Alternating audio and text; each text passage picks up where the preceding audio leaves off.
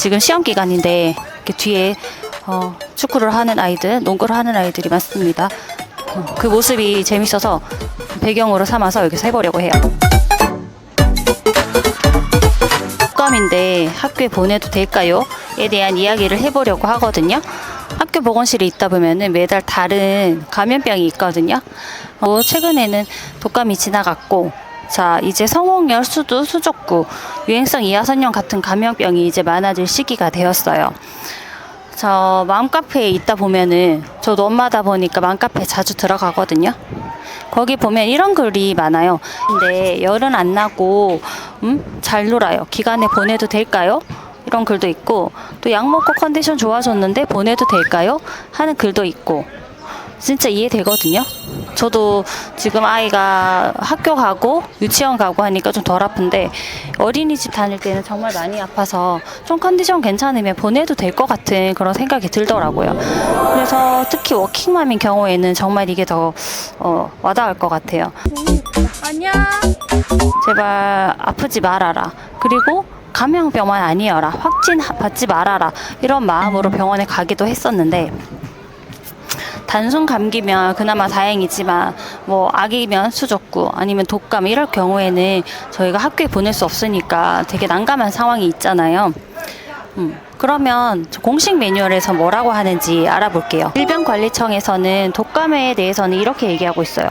해열제 복용 없이 정상 체온이 24시간 유지될 때, 그리고 해열제 복용하였을 경우에는 마지막 복용하고 48시간 동안 정상 체온이 유지될 때, 그리고 이때부터는 등교를 할 수 있고 직장인 같은 경우에는 출근을 할 수가 있어요.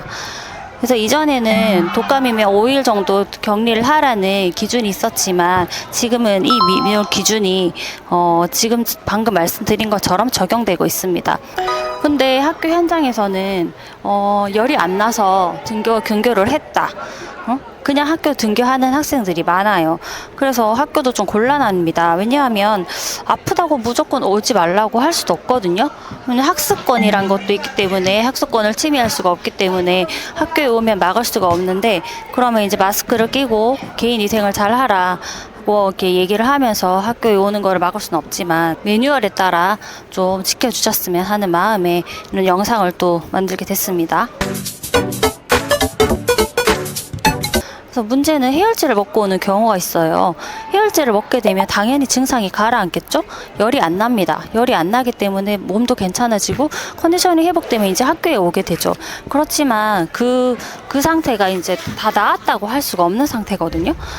그래서 부모님 같은 경우, 부모님은 이제 중학생을 집에 혼자 두기도 어렵고 혼자 있는 아이들도 있긴 하지만, 그렇지만 그때 전염력이 있기 때문에 독감은 증상 하루 전부터 5일까지 전염이 가능하다고 해요. 그래서 눈에 안 보여도 뚜렷한 증상이, 열이 안 나거나 기침이 없거나 그런 증상이 없어도 감염될 수 있는 상태라고 말합니다. 또 다른 문제는 검사가 음성인 경우가 있어요. 증상이 있어서 학생을 병원에 보냈는데 검사를 받았더니 음성으로 나왔어요. 그렇지만 열도 나고 증상도 있고 환자는 힘들어해요. 그래서 그러면 약을 먹고 이제 학교에 등교를 하겠죠? 그런데 며칠 뒤에 이제 다시 확진받는 경우도 생깁니다. 그래서 학교에 와도 음성이지만 그런 증상들, 피로감, 근육통 이런 것 때문에 결국에는 보건실에 오거나 집에 가거나 하는 상황이 발생하게 되죠. 부모님들 마음도 이해를 해요. 왜냐하면 저희 어렸을 때도 그랬고, 아파도 학교에 가야 된다는 그런 마음들이 있잖아요. 그래서 학교에 빠지면 나쁜 학생 같아 보일까봐 담임쌤이 약한 아이라 생각하지 않을까? 학원은 빠지면 따라가기 힘들잖아. 이런 생각 때문에 아파도 학교에 보내고 학원에 보내는 것 같아요. 하지만 그렇지가 않습니다. 보건실에서는 담임쌤, 모든 교직원에게 감염병에 관련한 연수도 하고 또 등교 가는 기준도 안내를 드리고 있어요. 그렇기 때문에 감염병이다 그럴 경우에는 학교에 오지 않는 것이 맞다고 담임선생님과 모든 선생님들이 판단을 하고 있거든요. 그래서 학교에서 오지 않고 감염병으로 쉬는 거는 정당한 사유입니다. 그래서 절대 이상한 학생이 되는 거 아니니까 걱정 마시기 바랍니다. 이 학교는 등교 기준을 이렇게 안내하고 있거든요. 등교 중지 인정 결석 기간은 최대 5일로, 독감일 경우에 5일로 정해놓고 있어 학교 규정이에요. 그리고 의사소견서를 우선으로 적용하고 소견서에 나온 그 날짜대로 적용을 해주고요. 그리고 해열제 없이 아까 말씀드린 대로 24시간 정상 체온이 유지되거나 해열제를 복용하고 48시간 동안 정상 체온이 유지될 경우에 등교가 가능하다고 하고 있습니다. 자, 그리고 중요한 건 독감에 걸리면 학원도 가지 않는 게 맞습니다.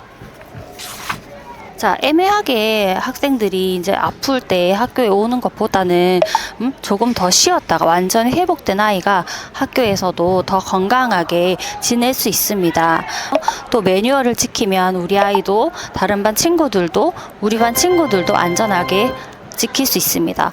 그래서 자세한 내용을 모르시겠다, 헷갈리겠다 하시면 학교로 문의 주시면 되겠고요. 이 부분은 또 학교마다 또 다르기도 한데 그 질병관리청에서 나온 매뉴얼을 기준으로 학교마다 다르기도 하니까 학교에 문의 주시면 되겠습니다. 혹시 궁금한 점이 있으시면 댓글로 남겨주시기 바랍니다. 여기까지 꿀벌 오설이였습니다. 감사합니다.